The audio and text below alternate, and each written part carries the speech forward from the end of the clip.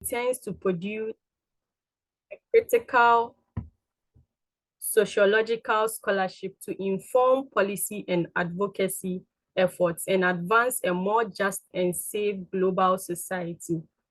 His research generally focuses on corruption, socio-legal studies, criminology, and criminal justice.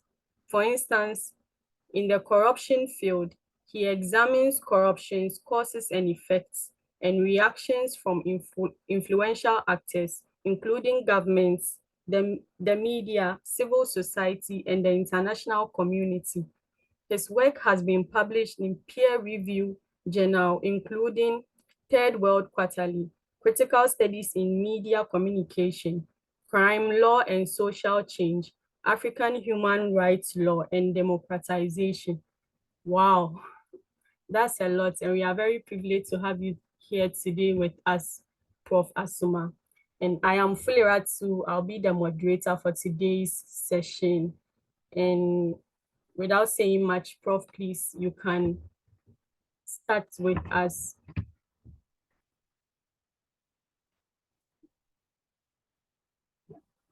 Prof, I think you have to unmute yourself. Okay. Yeah. Okay. So saying it's nice to meet you, although it's online. So it's also my privilege to be invited to speak on a forum like this. I don't know how you would want us to proceed. So I don't have the questions you sent me. Yeah, if I go there on WhatsApp, like so many calls and messages, and I will not be able to focus. So sure, then I would start with the questions we pulled from the Google Forms. After that, then we can continue with the questions those here have. Okay. Yeah.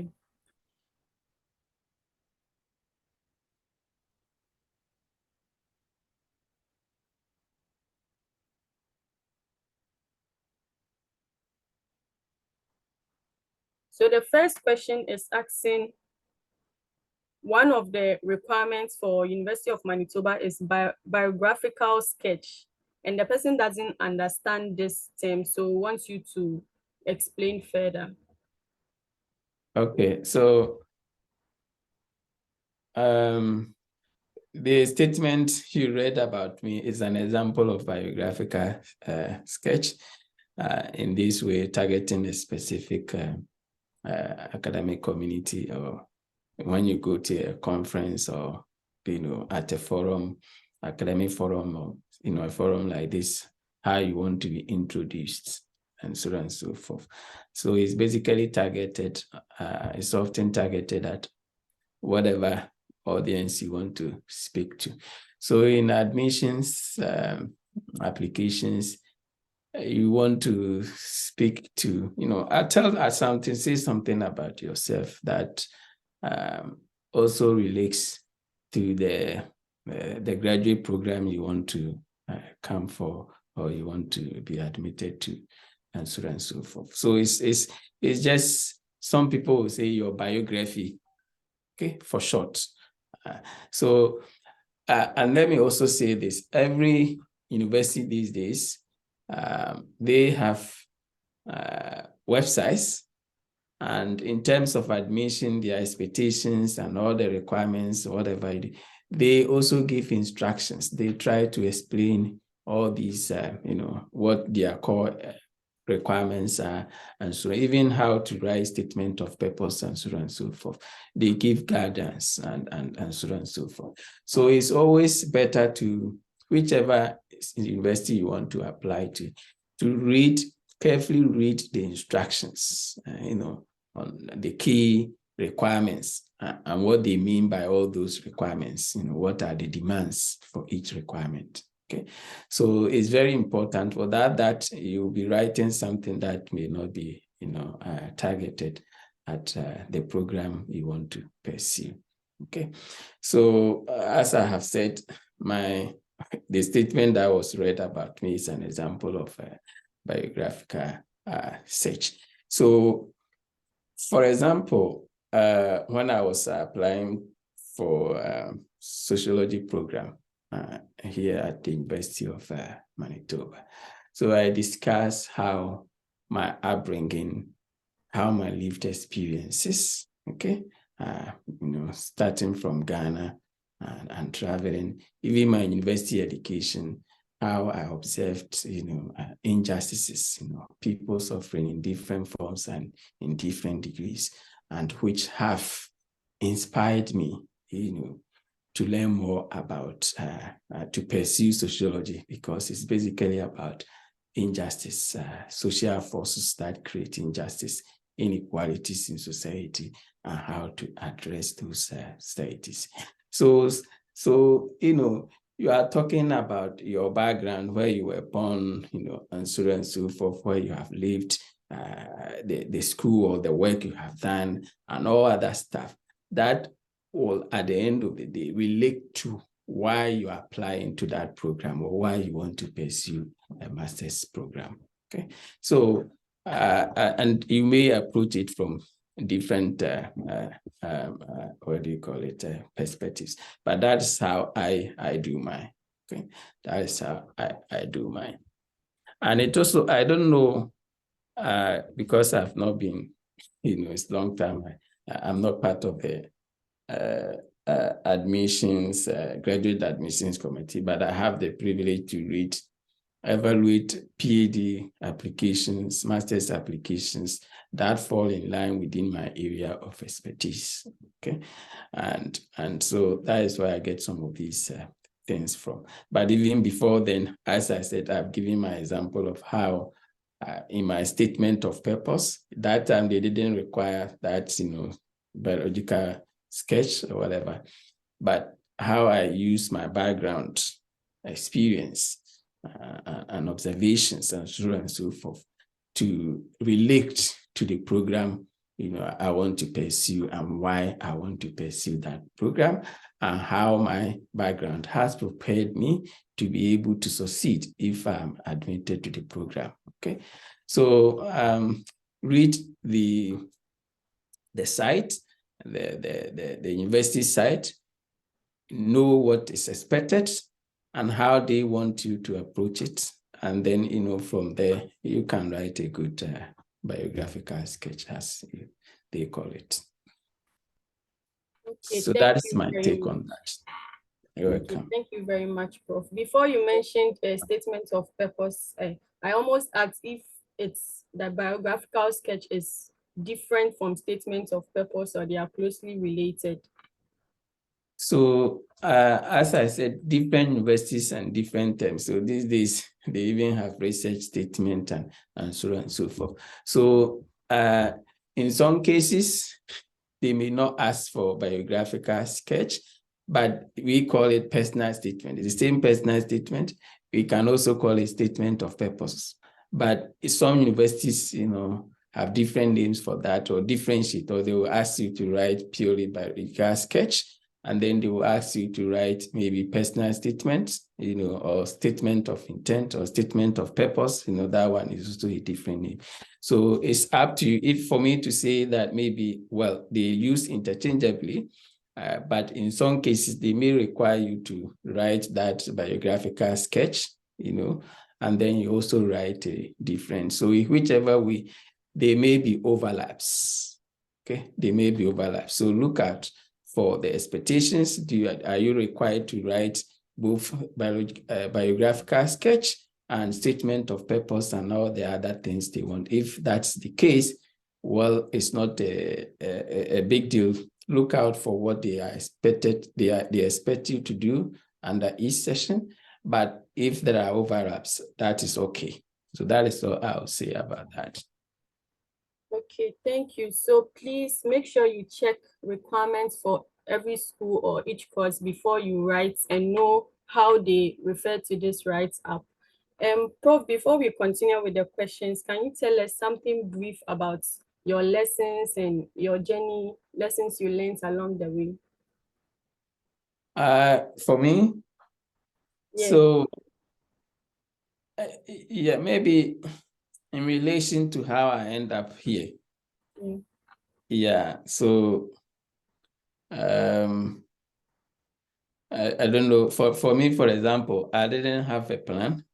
It's just like I finished school. I'm a trained teacher anyway, and I decided to pursue what do you call it, first degree. So I always was certificate A, and I did that, taught for 3 years, and then I went to University of Cape Coast, and then because of the program I was giving BCom, I was having difficulty with getting funding. What do they call it?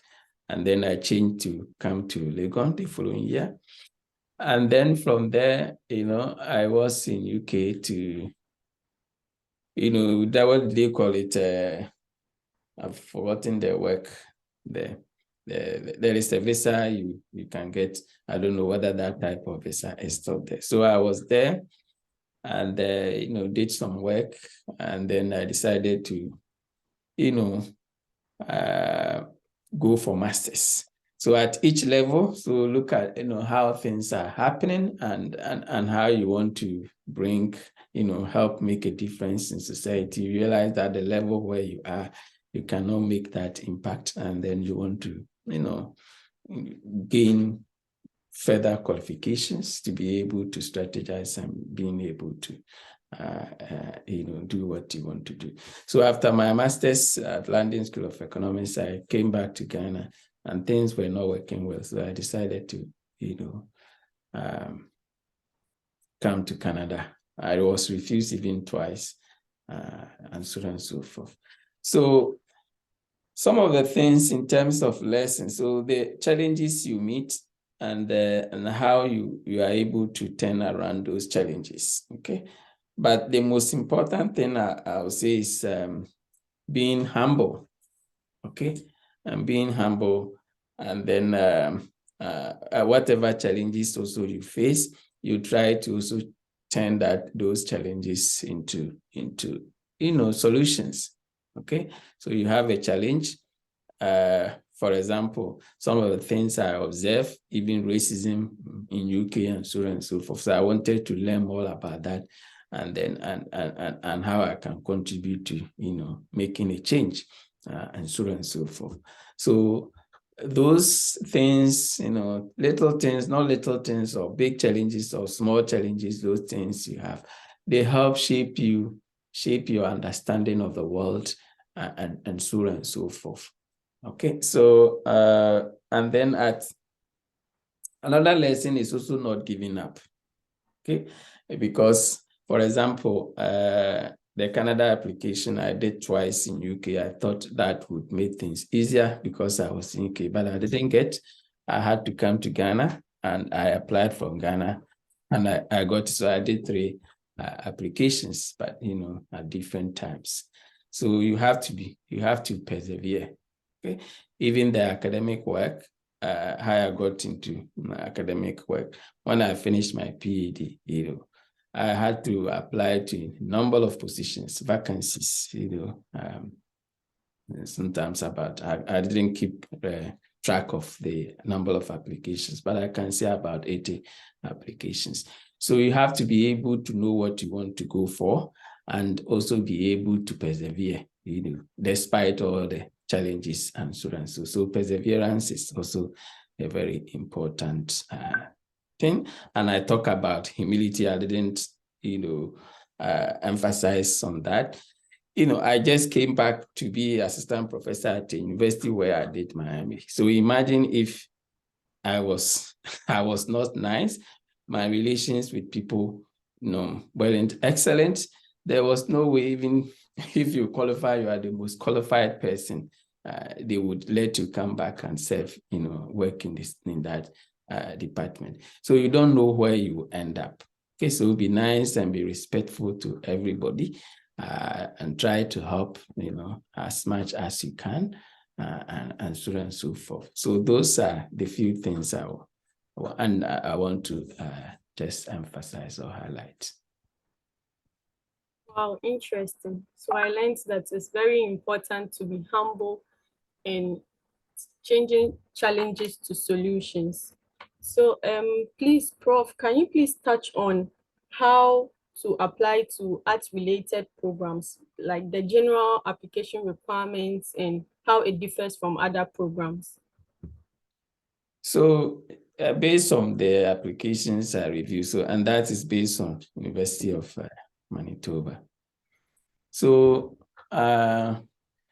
generally, they will require you to, and it depends. For masters, sometimes they don't require you to have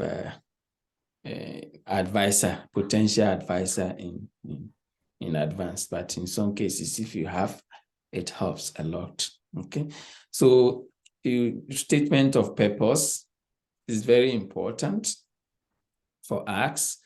And the statement of purpose, so people may call that differently, statement of research or whatever. Now, University of Saskatchewan, for example, they have two things, statement of personal statement and then research statement or whatever. They are different. You have to write to speak to each of them, okay? But for applications I have reviewed, if it's for PhD, we expect you to have, so basically that is the research statement. How you have come to,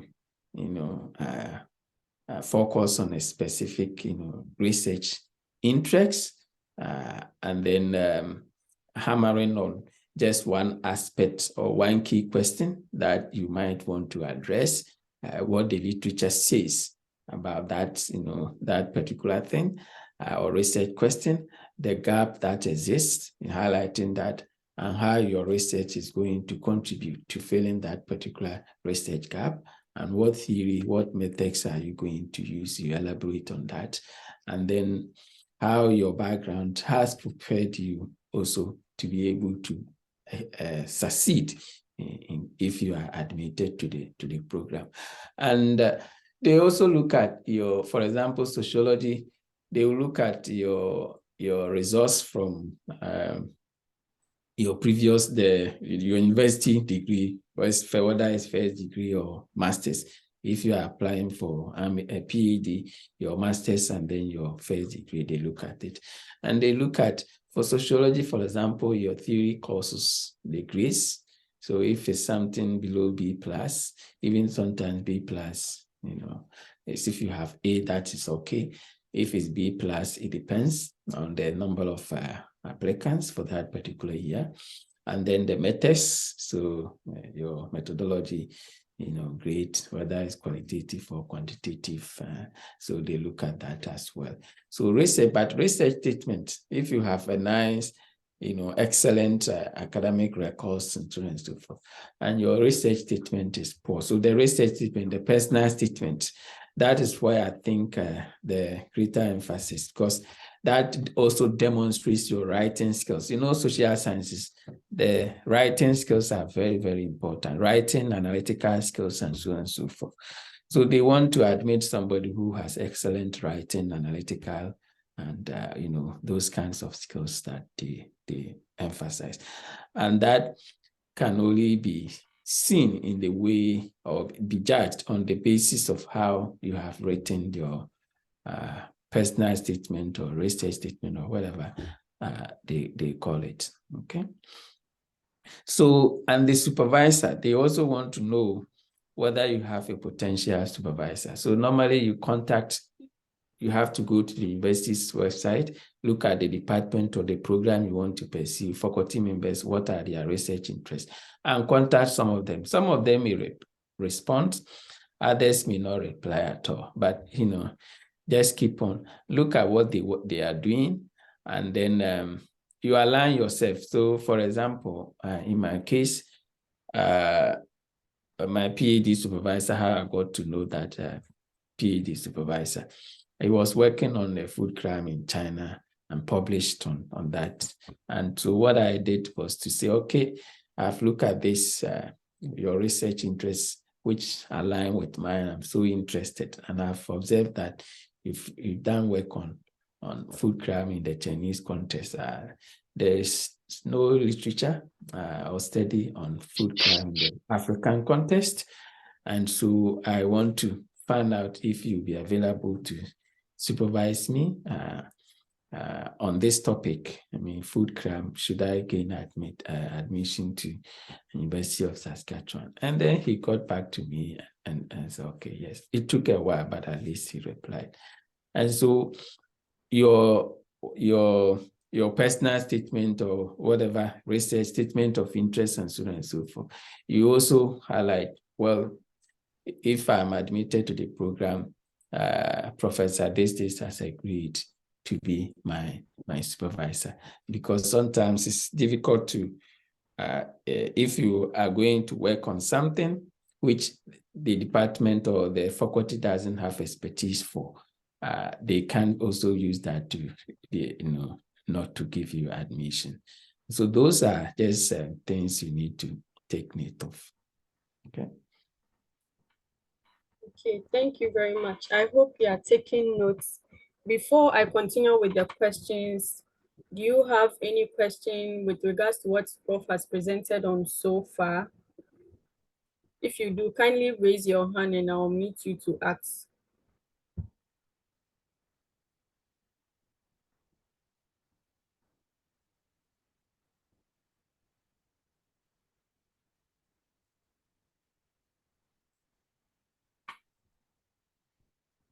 Okay, then I move on with the questions I have here. So, Prof, the second question says, please, I graduated with a BSc Economics in 2012, and I would like to know whether my 11-year study gap will have a negative impact on my chances being admitted to a master's program in Canada. Okay, so good question. So it all depends on how you present yourself in the statement of purpose or statement of intent or personal statement. So in that case, you can also talk about your work experience and how that has shaped or motivated you to pursue the further program. So I know one student, for example, who has been admitted and whose statement I read in advance talked about how what he has observed at his workplace and so on and so forth has led him to answer one particular research question, which is still, not addressed based on the literature. And so that can be an asset. So you are coming with, experience and that experience, workplace experience and so on and so forth is also valued. So we want to have a graduate class that does not comprise only of fresh students, right from the maybe first degree, then to university, to MA or to PhD. And so we want to have a diverse graduate classroom with, people who have work experience and, people who are also fresh. So work experience is something that we also like to have. Some of the one graduate class I taught, and it was a privilege to have students from different places in different fields. And when a question is posed, they draw on some of these experiences and to answer questions. So that helps enrich academic debate, academic discourse in the class. So your experience is valuable, work experience is valuable, but you still have to, in that statement of purpose, you have to, be able to explain what things you have observed or how that work experience, has, motivated you or inspired you to pursue this kind of program.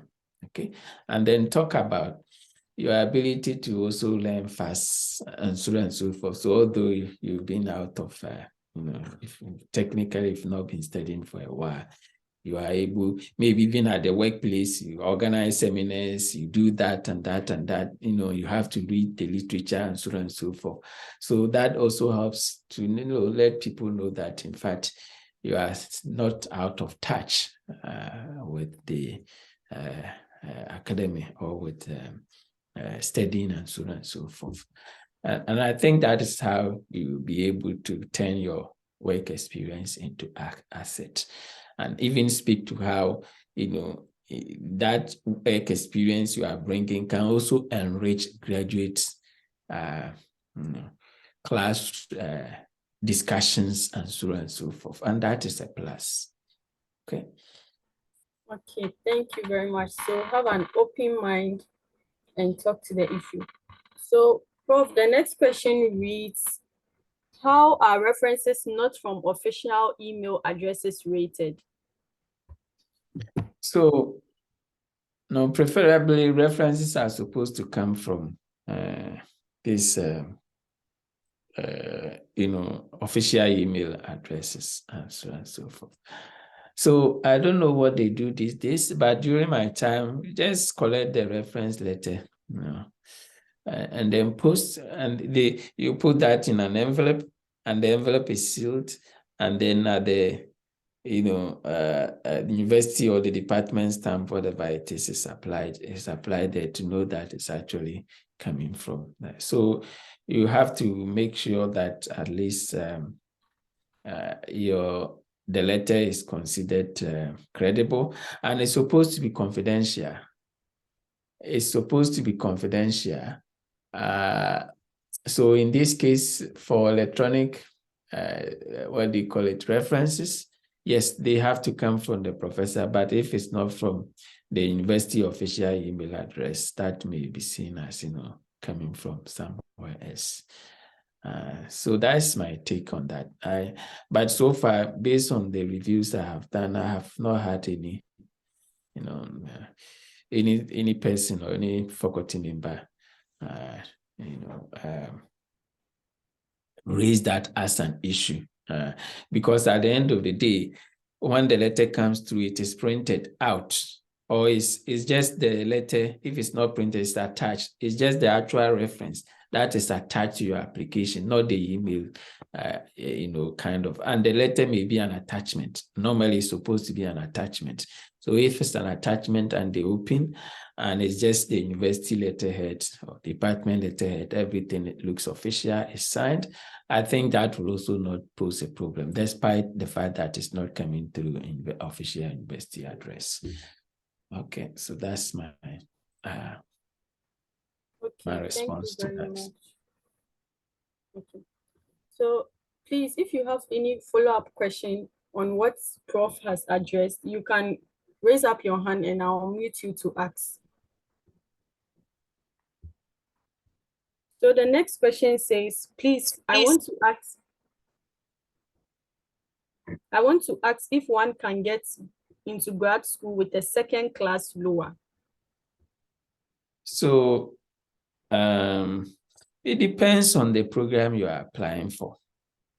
And then also, as I said already, all the requirements for each program are often given on the programs or the university's website. So everything is there. You do the readings and you get to know what is, what is required, minimum GPA that is needed. Okay, so if you meet the minimum, that is good. But then at the end of the day, it depends on the number of applicants for a particular year. Okay, for a particular year. So if it happens that, well, for a particular year, they want to admit, they want to admit maybe 10 students, and they had maybe, if they had 100 applications, and some of them have that high grades, GPA and so on. So it may be very difficult, for them to justify giving you admission in that circumstance. But if you have a lower GPA and still it meets the admission requirement, the university's admission requirement, one way to, downplay that or not to let that be seen as a weakness is to make sure that you have an excellent personal statement or research statement or whatever it is. And here, let me emphasize that it's always important when you write that statement to have somebody, to look over, just to go over before you submit. Because some of the things, those that I have, not every faculty member will do that, but I volunteer to do for students who contact me and who I can't do so many, I can't review so many of them, but few students who are coming through, who want to apply for, come and study with me. I mean, come and be my, what do you call it, potential students to supervise. I try to look at the research statement, personal statement, and I do a lot of corrections. And it takes time. We don't have time. What we do is so many things we do. So we don't have time. But if you have anybody, even somebody who is English, who has English background, or, so let somebody look at. And those who are doing TA, who are TAs, okay, you have good relationship with some of the professors. Those who are full professors, they have time because they are not going to be judged in terms of promotion. And some of them can help you review some of these statements to make sure that it's excellent. So if it's excellent, that can make up for the low GPA and so on and so forth. So that's what I would say. Okay, thank you very much, Prof. The next question is asking about graduate record examination, and it being a requirement for admission. So please, as a Ghanaian student, will I be required to take the examination, or there is a waiver? So it also depends on the program. Normally business courses, business programs, administration, and so on and so forth. And then, so business program, I think they have, because this CMAT or whatever, I don't know that. They also have their specific. And then GRA, for example, I wrote GRA when I was looking for admission to some of the US universities. And that's always, in most cases, not always, they require that. So I had to write. So once again, look at the universities, potential universities you want to apply to, and look at what their requirements are for particular programs you want to pursue, and so on and so forth. And then from there, you take it. So I did mine, but at the end of the day, I got the admission, but I didn't even go. Okay. So if where you want to go, that is the requirement, you can get the books, GRE or whatever, graduate record examination books, or if it's for business specific graduate exam, you can get the books and, try to go through and take the tests, and then you should be fine. So not in Canada, for example, some of the schools I applied for, University of Saskatchewan, University of Manitoba, University of Alberta, sociology, criminology department, they didn't require, GRE. I applied for one health program at the University of Alberta, and they recommended that, you should have GRE. So that means it's not required, but if you have it, it will help. Okay, so unfortunately, I had taken the GRE and I submitted that, and I got the admission, but I didn't even go there. So look at the schools. Not all the schools require those kinds of exams, and you can also read on the websites. So if some exemptions are given, you get to find that out. So whether it may be waived for you or not, everything is provided on the university's website. So try to do the reading, which is also part of, because when you come for graduate studies, you'll be reading, you are on your own. They give you course outlines, you go to class. It's just a little bit, what have you read? What did you read from this? What are the takeaways? What questions? And so it's like you are reading actively, okay? And for you to demonstrate that, you should be able to also start by being able to read what is on the university's website, what the requirements are. Because if we are reviewing applications and realize that even you are not just familiar with what the expectations are, and so on and so forth. So that means that you are not somebody who is prepared to, who is prepared already to come to do a graduate program, which is so rigorous. Okay, so that's what I'll say to that. Please, someone is asking any tips on how to present yourself as a unique candidate in a competitive admission process? So, good question. So as I said, your background, your lived experiences, should help you to, present yourself in such a way that you will stand out. Okay. And it's not only even in admission applications, even in job applications, it's the same way. You have to be able to present yourself in such a way that,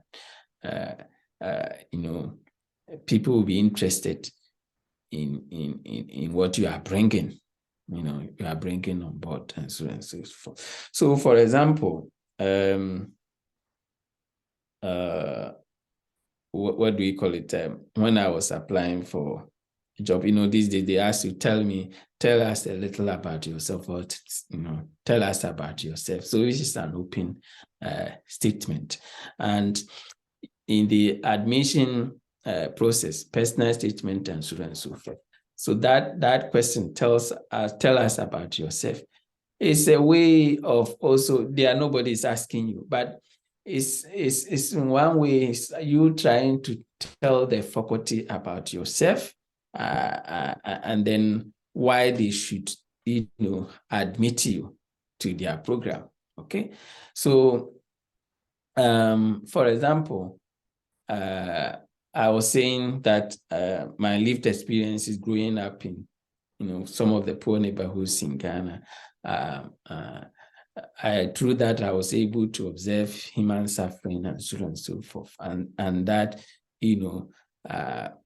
led me to, or inspired me to make a difference in society, and to do so, I felt that I should be able to, contribute to teaching, because I'm coming from teaching background. So I was using my teaching background to say that, well, to do teaching, what do you call it, research that will address the needs of society, to do community service, and to get the opportunity to work with like-minded, faculty members and students, in terms of, finding answers to critical issues facing society today. So by all means, your lived experiences are likely to be different because our experiences are not the same. Okay, our backgrounds, sometimes even what you have learned from home, what you have learned at workplace, what your friends, you communicate or discuss, so many things. So you should be able to draw on that, your background, your experience, and how that has, inspired or motivated you to pursue a graduate, program. Okay, so last I was talking about, for example, in my case, how I connected my experience even to some of the theories and the debates in sociology. When at the time I was applying for a sociology application. So, for example, I was talking about my observation at the University of University of Ghana, where we have cleaners who, they work so hard. Without them, the university cannot function. And it's not just the university, but I was just being specific. But how their take-home pay, what they get, is not even enough to sustain them in the city of Accra. Think about accommodation costs and so on and so forth. So here is a person, somebody who is working so hard, and yet is not, is struggling to survive. Okay, and sociology is about this. It's about injustice in society. It's about how social structures in society, contribute to inequalities and so on and so forth. And that is why I'm so interested in learning more about different schools of thoughts on how to address inequalities in society. So in that case, I was even using that, my experience, my observation at the university. Okay, so there are so many things, that you can draw on from your background and connect that to the particular program, you want to pursue, and let them know if, and they will be so much interested. Oh, okay, so these are practical things, imperial things. I mean, things that are empirical, things that are happening. Okay. And we are interested in theory and things that are happening, as well, to know whether they are still applicable. And if not, are there new theories needed, and so on and so forth. Social movements and so on and so forth. So you should be able to draw on that, your experience, your background, whether it's educational, whether it's workplace, whether it's your upbringing, whether it's your international exposure. Maybe you traveled, you observed certain things, and how that has inspired you to investigate some of the things you observe further, and so on and so forth. And then relate that to the program, and you will stand out. Okay. So it's not like you've read somebody's personal statement and you are trying to, copy. So I used to give personal statements copies, but some people also try to. So now I stop. Okay. But as I said, you should be able to draw on your experiences and make that unique in terms of how they apply to the program you want to be admitted to. Okay. So there are ways to do that. Okay, thank you very much, Prof. That was very insightful. Please, you should be reminded that you can use the mic as well. If you have a follow-up question on what Prof has addressed, you can raise your hand and ask Prof directly. So, Prof, talking about a teaching background, someone says, I have a diploma in basic education and I have my degree via distance education. Can I still apply for a graduate program? So a diploma in, is it diploma or first degree? Yeah, diploma in basic education and a degree via distance education. Yeah, so as I said, so the universities, they all have their requirements. So distance education is these days also popular.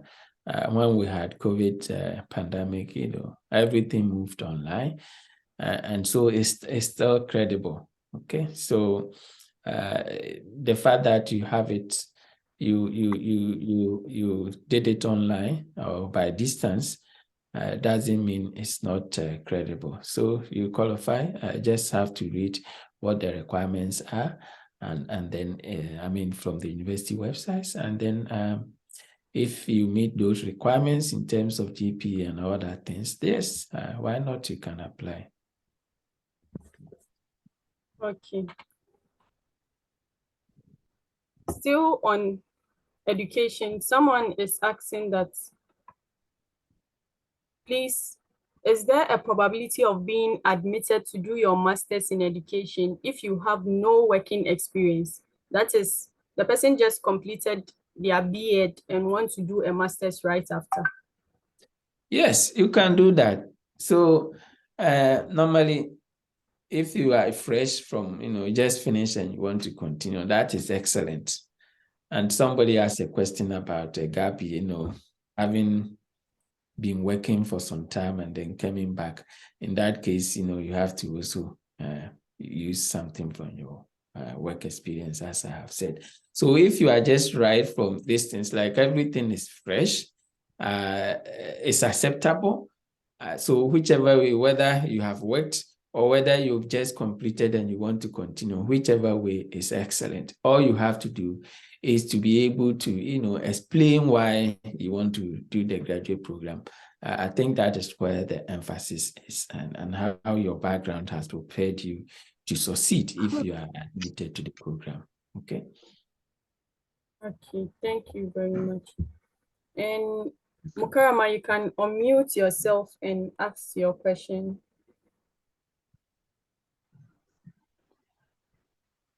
Okay, please, my question is, I have a first degree in linguistics with sociology, but then I want to pursue my master's in a different field, which is social work.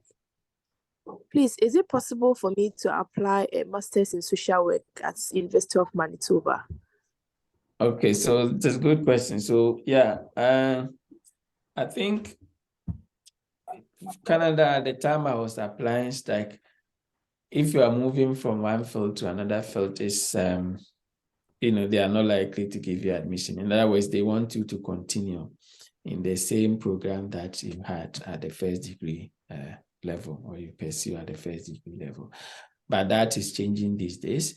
And once again, you need to read the university, the Faculty of Social Work requirements. What kinds of potential students are they looking forward to admitting?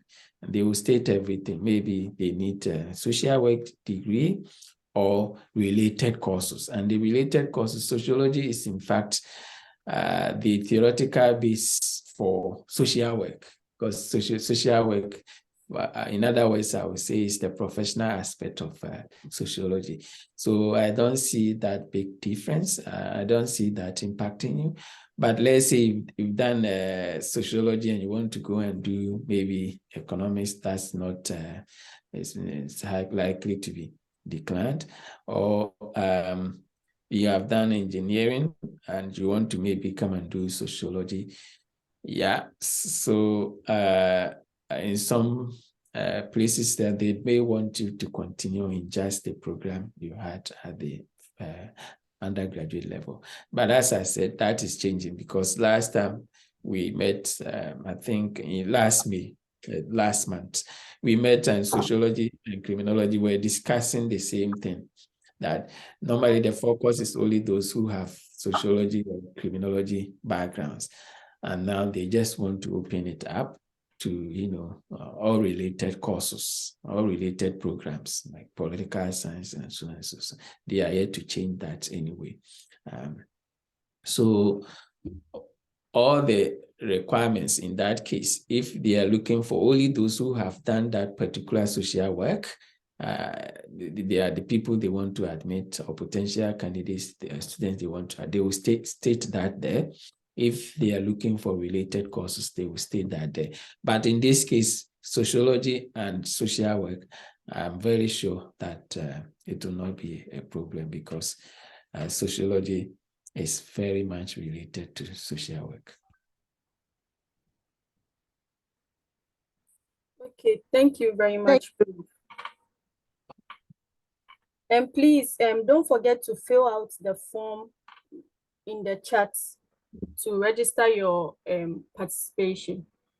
Okay, so Andrew, you have your hand up. You can unmute yourself and ask your question. Thank you. Hello, Prof. Please, I have a quick question about how admissions teams react to applicants whose recommendations are not coming from their supervisors. So if you've done an MA, if you've done a BSc, and you've done a thesis, but then your recommendation is coming from other members of the faculty at your department, is that a problem? Does it raise any flags with your admissions committee? Okay, thank you, Andrew. So far, I have not observed anything like that or seen anything like that. So the most important, so for references, for example, the person will have to talk about how they know you, and then how they are familiar with your work, and why they are recommending you, for further studies. Okay, so those are the things that are very important. So, and they should not necessarily come from somebody who supervises you.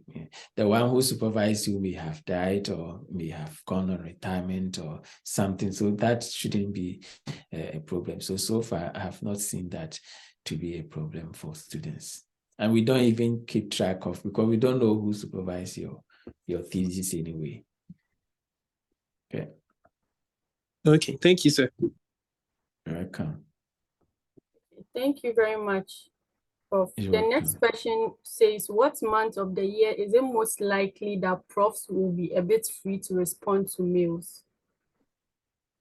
So normally, maybe based on my experience, I would say summertime, but yeah, teaching time, fall, when we are teaching fall, say from September to May, we are very busy. And then from, late part of May all the way to August, normally for research work and publication, you do writing, research, conferences, and so on and so forth. And some may also go on holidays. So summertime, I think, will be the best. But that doesn't mean you don't have to email professors if you want to. And because professors also receive so many emails, so sometimes some of them, they don't respond because like that will take a lot of your time, our time, responding to different emails and so on and so forth. So that is why sometimes you send an email, you don't get a response, but that should not discourage you. Send the email and somebody, at least if you send to maybe 10, 20, you may have one person being kind enough, to reply you and so on and so forth. So that's what I would say. Okay, thank you very much, Prof. And this person is still asking about the gap year, but the person is saying their age is a bit higher. So is there any chances that they'll be accepted considering their age? Yeah, so normally, so we don't entertain age discrimination. Okay, so they can't refuse your admission based on your age, that you are old or so on and so forth. And even on the application, you don't need, what we read online, like some of these personal details, we don't, sometimes even they are not made available. Even if it's made available, our focus is not there. Our focus is just to look at what are your academic records, so your transcripts, and then we look at your statement of purpose or research statement or statement of intent, how they call it. And those are the things that we look at.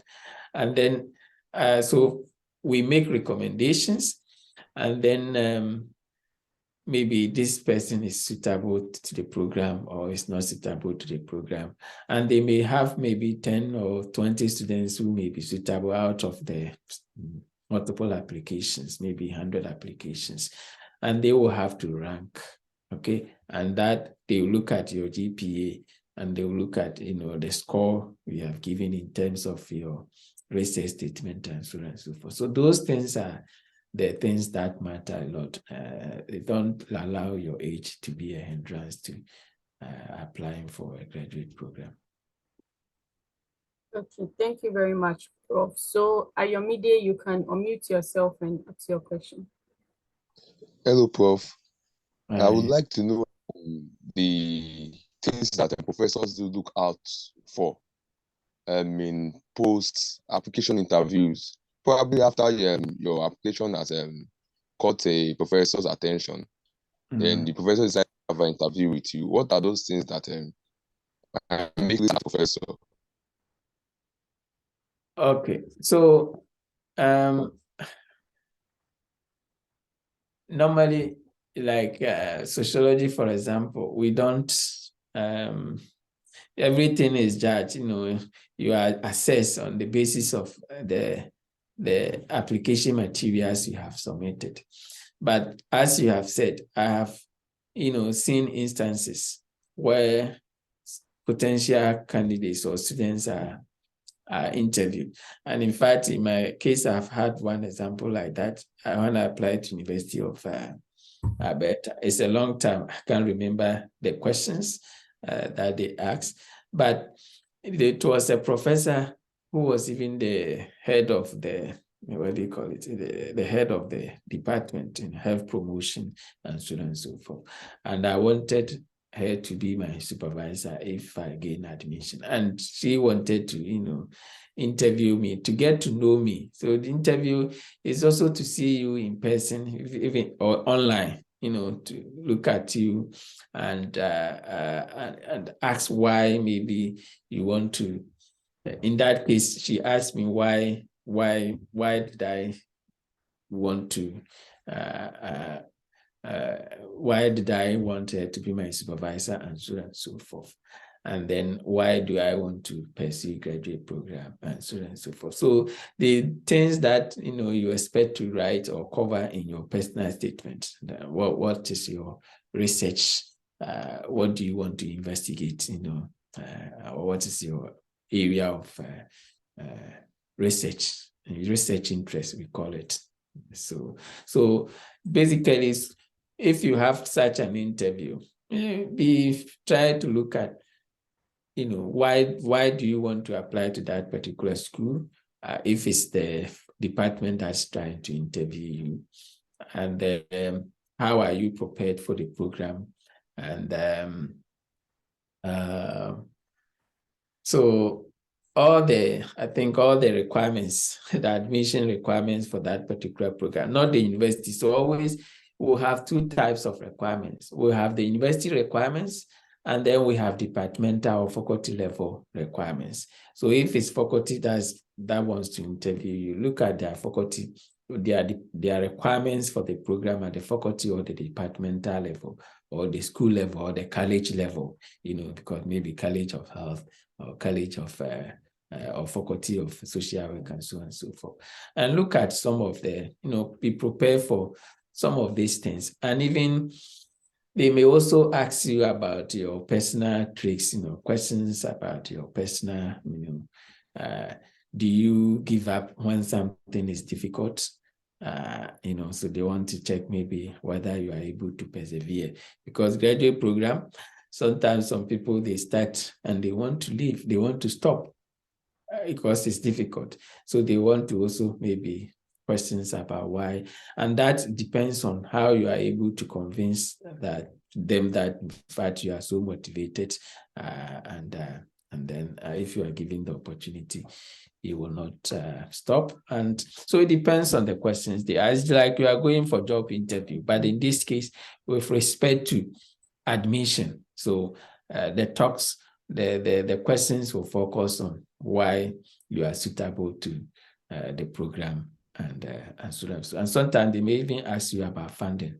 Okay, how you want to find, how you are going to fund your education if they don't provide funding for you, and so on and so forth. So some of the questions you have to prepare for are those that I have touched on. Thank you very much, Prof. So iPhone, you can unmute yourself and ask your question. Hello, Prof. This is Mohammed Awal from Ghana. Okay, Mohammed. Yeah. I want to ask you, you spoke about the requirements, the departmental requirements and the general requirement by the school. Which one supersedes the other? Which is most important? Yes. So let me put it this way. So good question. So the university requirements, the department cannot ignore that.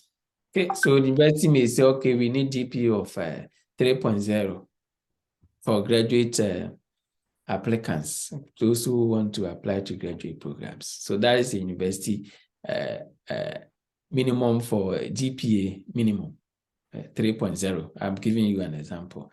But then you come to the department level, and they may say, okay, for you to be admitted to the program, maybe they need, they won't go below what the university has stated, but they are likely to go above what the university has stated.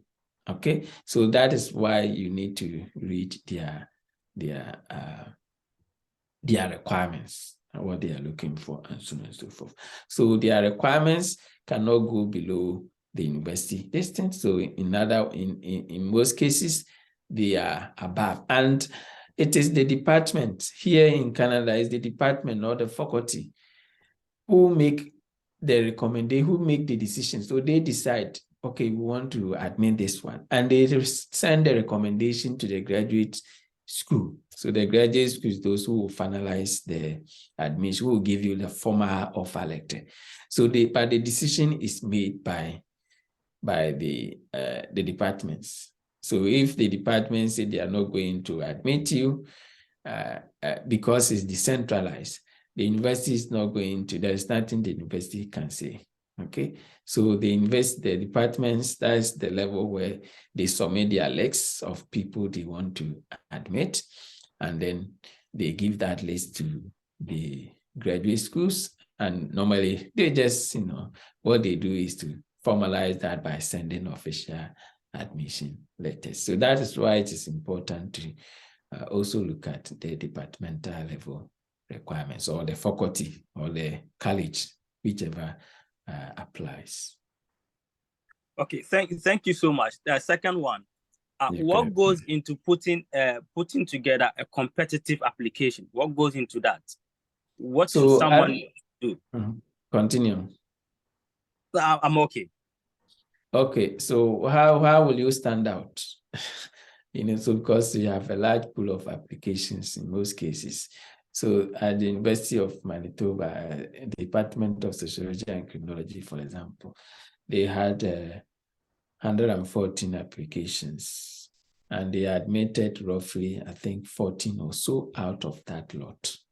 Okay, so it depends on the year. Maybe in some years they may have a low number of applications and so on and so forth. But how do you position yourself? So first of all, your GPA. So if we have, let's say, 20 applicants, and then each of the applicants, maybe somebody has 3.5, and then somebody has 3.8. Okay, so in terms of ranking, based on that, that person is likely to be more competitive, the one with the highest, GPA. Okay, and then so apart from the GPA ranking, they also look at the transcripts. Okay, transcripts. So in sociology, for example, they are very much particular about your grades for theory classes.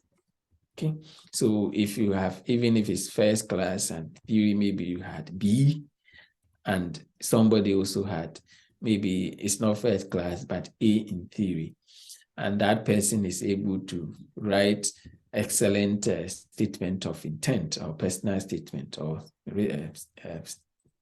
do you call it, a statement of intent, that person is also likely to be more competitive than you.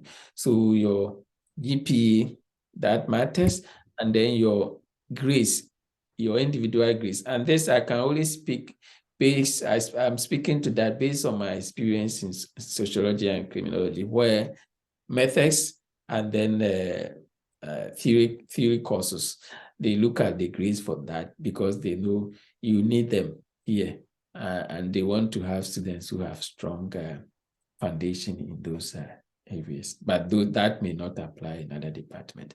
And then the next one, which is very, very important, is that personal statement, that statement of intent. Okay, so for those that I have read, it's only one. So the person talks about their background, the type of research question they want to answer and why, and the type of theory they want to use, methodology they want to use, and how their background has prepared them. Normal educational background is one example. So I've taken theory course, I've taken this course, and I think that I'll be able to, succeed if I'm admitted to the program. So you talk about that, and you also talk about whether you have a potential supervisor, so which is also a good thing you have to talk about. And then something I wanted to address, but I seem to have forgotten about that. And then the statement you have to conclude. And yes, I've remembered what I wanted to say. So there are higher expectations for PhD applicants than for MA applicants. That's the distinction point I want to emphasize. So for MA students, they are not expected too much to be able to write sophisticated or complex research statement or proposal. Let me put that way, research proposal. Okay, all they need to do is to talk about their background and how their background has shaped them or motivated or inspired them to pursue the program, and the broad areas of their research interest, like maybe corruption, maybe media studies, or maybe food crime, and so on and so forth. And then how their background So their educational background has positioned them to be able to succeed in the graduate program. So courses they have taken, they just highlight your GPA and the key courses, maybe theory courses, method courses. In the case of sociology and criminology, where that is, they look at that seriously. So you talk about that. And if you have a potential supervisor who has agreed to supervise you, you also talk about that. Okay, and the writing skills, analytical skills too. Okay, so in some cases, but it's not expected. If you have that, is fine. Some students, right after the first degree, they are able to publish. Okay, and that can also be a good evidence of your ability to investigate and to research and to publish your research findings. But that may all be, for MA students, master students, that may not be highly expected. But for PhD students, if you have that, that is a plus. So writing, analytical, and then ability also to work with others. So you want to talk a little bit about, your personal tricks, ability to work with others, and so on and so forth.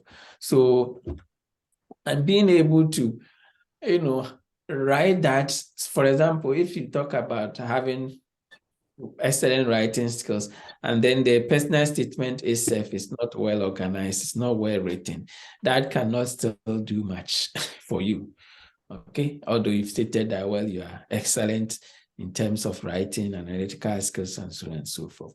So that is why I said that statement, you have to have somebody look at it for you before you send it in, you submit it. It's very important. And in most cases, students don't, like those that I have read and look at, each paragraph should be able to talk about a specific thing. Maybe what paragraph talking about how your educational background, courses you have taken has prepared you to be able to succeed in that program. And then, so that paragraph title is what I have said, how that my previous undergraduate education or whatever has prepared me to be able to succeed. For example, I did this. Sometimes some of these statements are not organized. You take a paragraph and you don't know what the person is talking about, or they talk within that paragraph, they talk about A and they talk about B, which are not related.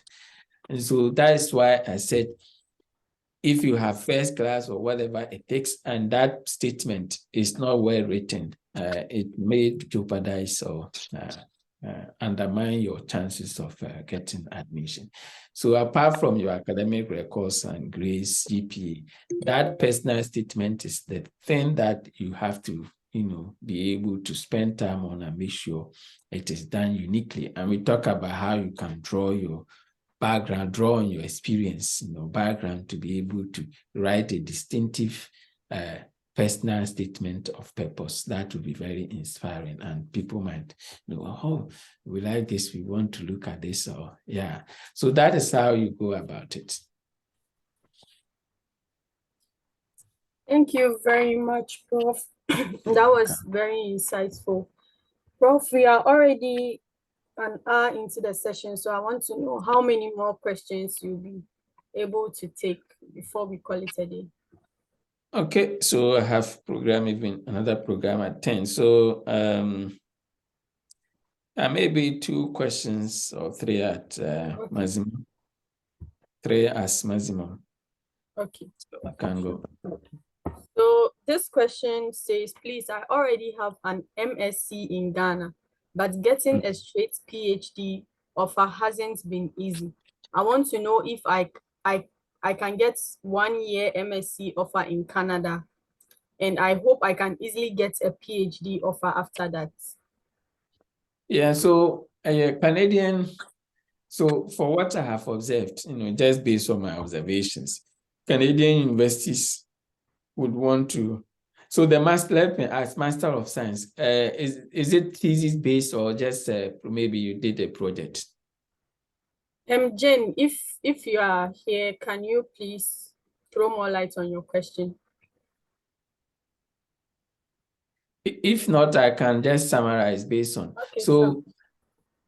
if you have a program that is not thesis-based and you want to have, and it also depends. I know for some economics and so on and so forth, just MA is enough. Maybe you might not need to have that thesis aspect come in.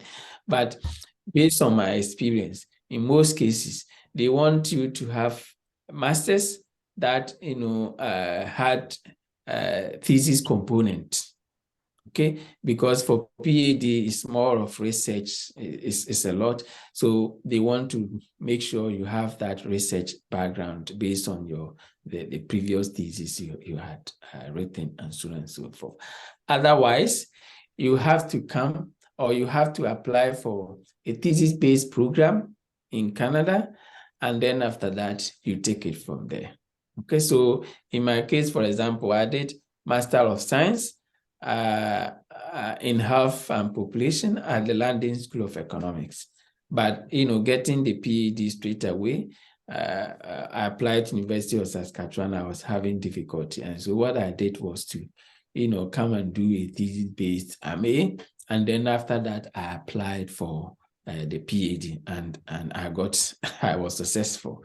So that is what happens in Canada here in terms of, having that master's that is not thesis based and you want to come and do doctoral work, you are likely to be turned down, not in all cases, but in most cases, based on my experience, you are likely to be turned down. And so you have to come and do master's with the thesis component. And after that, you can apply for the PhD program. Okay, thank you. So we'll take one question from Abdul Rashid. Your hand is up, and we'll take a final one from the chat. All right. Thank you very much, Prof, for that insightful presentation. You're welcome. Prof, you made mention of how you consider the GP of students when you are considering admissions. But here's the case I attended the CWA system. So in situations like this, how do you compare someone with GPA and CWA in giving admissions? Thank you. Okay, so the other one, I heard about the GPA. Can you just expand on the other one? What is it? Okay, I attended KNUST where we use WA, which is the cumulative average, weighted average. Yes. It's quite different from the GPA because ours is on a scale of 100% as compared to GPA. So in situations where someone is using on a scale of 100% as compared to 5.0 or 4.0, how do you evaluate people of these disparities? So, okay, thank you. I got your question. So, and the GPA is still cumulative. So at the end of the day, everything is cumulative. You find that.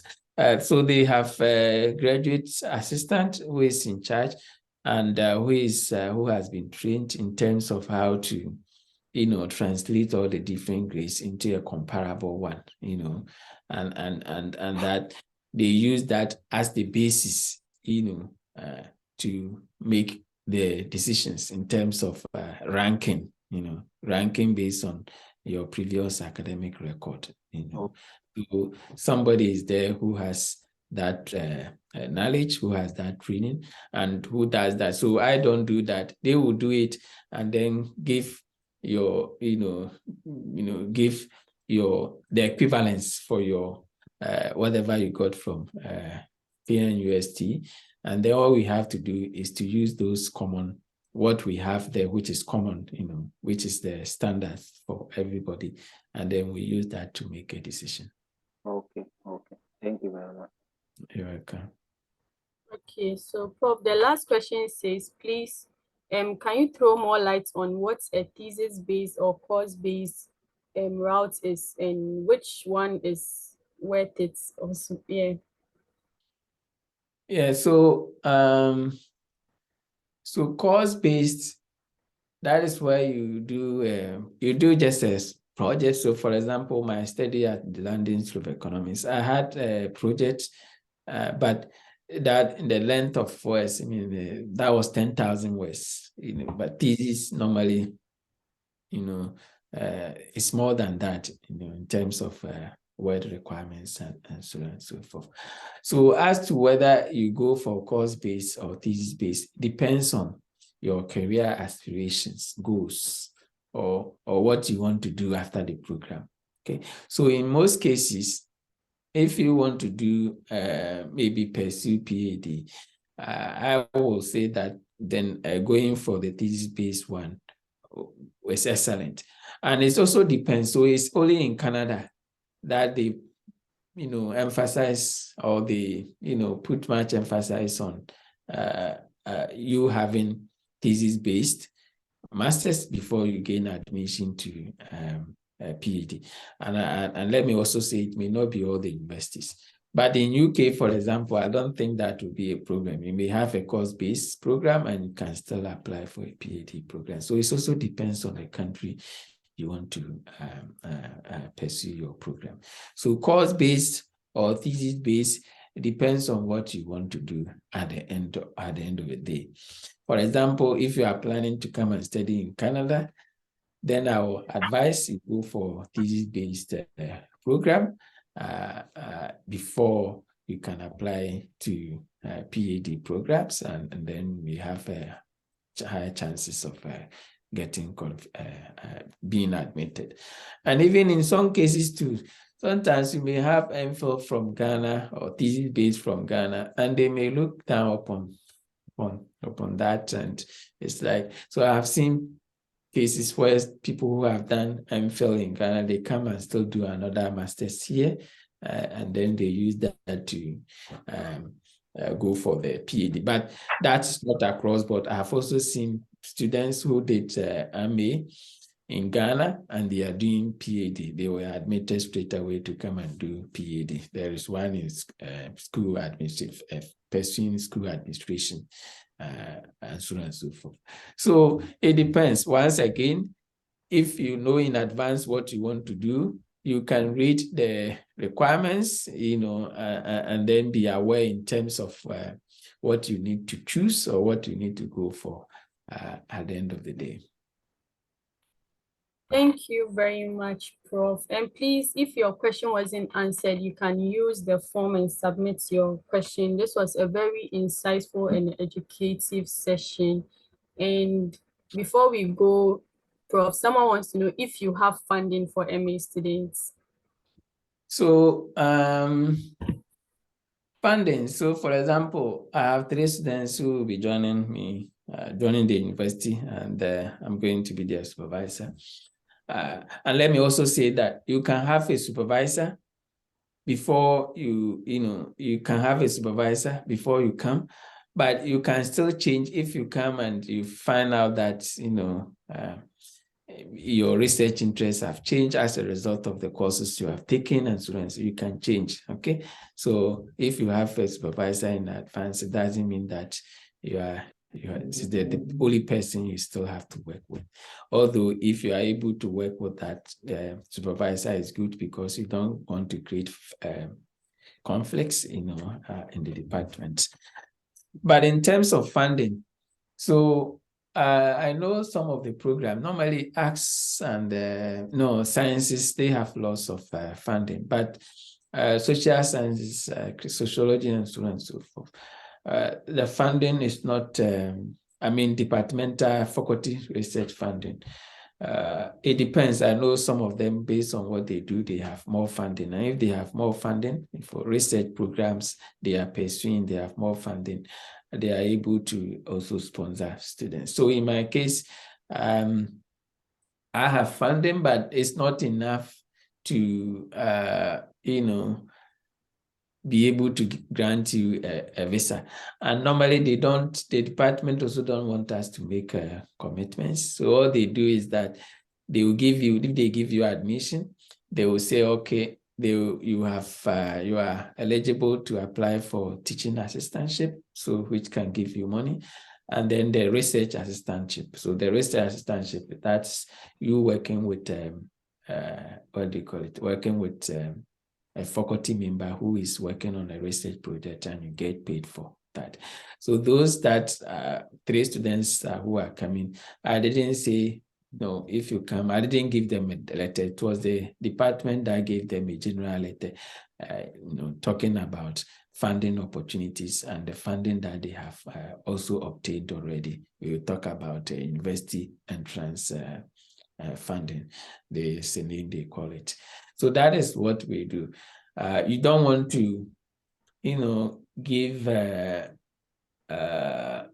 promise and then maybe something happens, or the student is not being, it's not up to the task, and it's like still you are bound because of the prior arrangements you have made. So we leave that to the department, and but you can ask. For in my case, you ask me, I can tell you, okay, when you come, this is the project I'm working on. If you are interested, then you can be a research assistant for this. And for research assistantship, master's students, they are paid around $20 per hour. So I can make you aware, but the statement for visa will have to come from the department, not me. Okay. Thank you very much, Prof. We are very, very grateful for taking time off your tight schedule to have this session with us. We are very grateful, and have a good day. You too. And to the other participants, thank you very much for joining us till this time, and I wish you all the best in your application process. Okay. Thank you, everyone. It's my privilege, speaking with you on this platform. And so if you have any questions, I think you can have my email address, but that I can answer for you later. I can do that when I have time. And I wish you all the best in your search for graduate admissions. Okay. Thank you very much, Prof. Thank you. You're welcome. Thank you. You're welcome. Thanks a lot. Okay. Prof. Thanks a lot, Prof. Look, I didn't know you are there. I was here. Yeah. How is everything? We thank God. Thanks a lot. Are you in Vancouver still? Yeah, we are still in Vancouver. Okay. I'll pass there, but I will not have opportunity to see you. So I'll pass through Vancouver.